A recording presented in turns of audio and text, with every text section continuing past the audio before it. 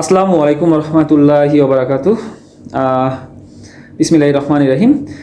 আল্লাহ তাআলা সূরা বাকারার ৯৬ নম্বর আয়াতে বলেছেন, আর তুমি তাদেরকে পাবে জীবনের প্রতি সর্বাধিক লোভী মানুষ রূপে, এমনকি তাদের থেকেও যারা শিরিক করেছে। তাদের একজন কামনা করে যদি ১০০০ বছর তাকে জীবন দেওয়া হতো, অথচ দীর্ঘজীবী হলেই তাকে আযাব থেকে নিষ্কৃতি দিতে পারবে না। আর তারা যা করে আল্লাহ সে সম্পর্কে সমক্ষ দোষটা। আচ্ছা, এই আয়াতের তাফসির করা হয়েছে যে মৃত্যু কামনা তো দূরের কথা, পার্থিব জীবনের প্রতি এদের লোভ ও আকর্ষণ তো সকল মানুষ এমনকি মুশরিকদের চেয়েও বেশি।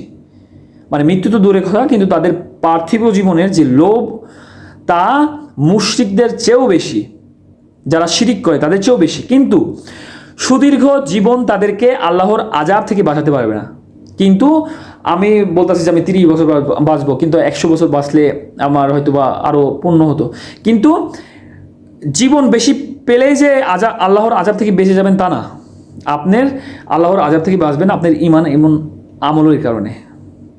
ঠিক আছে, এই আয়াতগুলো থেকে জানা গেল যে ইহুদিরা তাদের এই দাবিতে মিথ্যাবাদী ছিল যে তারাই আল্লাহর প্রিয়, জান্নাতের অধিকারী কেবল তারাই, অন্যরা হবে জাহান্নামী। কারণ প্রকৃতপক্ষে যদি তাই হতো, অথবা কসমে কম তাদের দাবির সত্যতার ওপর তারা যদি পূর্ণ আস্থাবান হতো, তাহলে তারা অবশ্যই মোবালা করার জন্য প্রস্তুত হতো। মানে এটা ওই কথা বলা হচ্ছে যে তারা ইহুদিরা বলতেছে যে আমরাই সঠিক। তখন আল্লাহ তাআলা বলছে তাহলে মোবালা করো। মোবালা মানে কসম করো যে আমরা, যে মিথ্যাবাদী হবে, মুসলিম যদি মিথ্যাবাদী হয়, মুসলিম যে মিথ্যা কথা বলছে সে মারা যাবে, অথবা যদি ইহুদিরা মিথ্যাবাদী হয় তাহলে এরা মারা যাবে। তখন তারা মোবালা করে নাই যাতে তাদের সত্যবাদিতা ও মুসলিমদেরকে মিথ্যাবাদিতা প্রকাশ পেয়ে যেত। মানে মোবালা করলে যাতে তাদের